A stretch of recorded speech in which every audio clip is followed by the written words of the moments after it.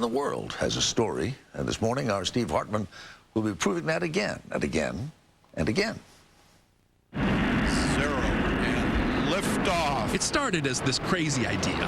We thought, wouldn't it be neat if we could get NASA to fly an inflatable globe into space? Which they did.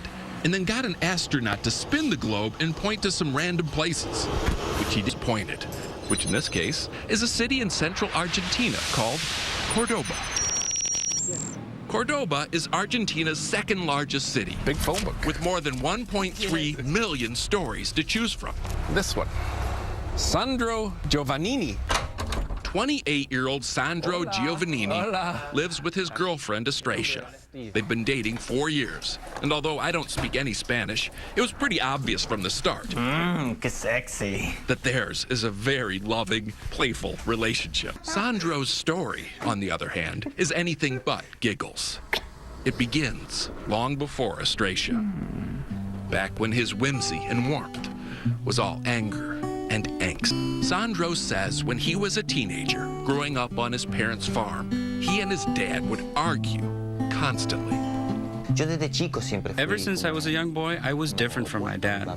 Or maybe we weren't different. Maybe we were so similar we just bumped heads.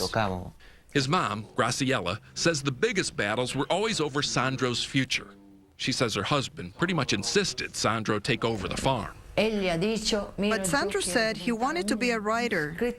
His dad said, "You're crazy. I didn't raise you, bring you into this world to be a writer or anything else."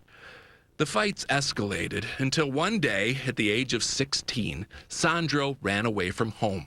His dad was so fed up, he even helped him pack. Sandro says he spent the next 3 nights in a boarding house, living off a single apple. Why not just say, Dad, you win, I'm coming home? It was tough. I was young and pride played a big part. Sandro lasted those 3 days, and then 3 more. He made it a month, then a year. His mom says she wanted to invite him back many times, but his father wouldn't allow it. So Sandro never returned. He got jobs and somehow survived. But here's the amazing part. Even though Sandro was working sometimes 16 hours a day, he still always made time for school. Somehow he avoided the trappings that trip up most runaways and not only finished high school, but next year he'll graduate from college. It's a moment I've been waiting for a long time. It has already taken him 7 years, working part-time jobs like the one he has now at a newsstand. But Sandro says his diploma will be well worth the sacrifice. His mother plans to be there for the graduation, but his father won't. Sandro's dad died 5 years ago, suddenly, before they ever had a chance to really make up. I found this story a hemisphere away, but Sandro says there's a message in it for teenagers everywhere. Parents always want what's best for their children, and what may upset you sometimes is simply done out of love.